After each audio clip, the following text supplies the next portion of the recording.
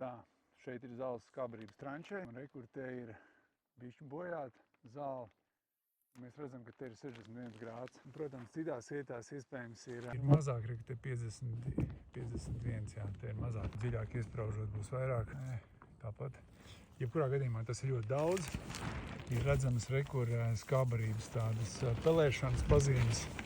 Skābarība ir karsta, mēs to jūtam arī ar roku. Un, protams, tie riski, kāpēc skābarība šitā karsta, ir tad, kad tā ir sausa, tad, kad ieskābējumā masa ir sausa, tad, kad ir lielas zāles daļas, tad, kad viņas ir slikti noblietētas vai nebija iespējams noblietēt, tad, kad izēdināšanas ātrums no trančēs ir pārāk lēns, tad, kad ir liela atvērta tā virsma un gaiss jau sen ir iekļūst tur zem plēves un sācis savu ietekmi uz mikroorganismiem. Un, ja to visu neizdodas novērst, tad vēl paliek viens risinājums, protams, arī daļējs risinājums.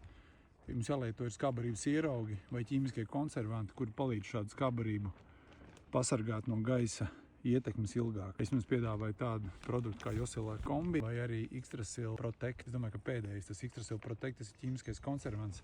Viņš šādu skābarību pasargāt no bojāšanās ilgāk.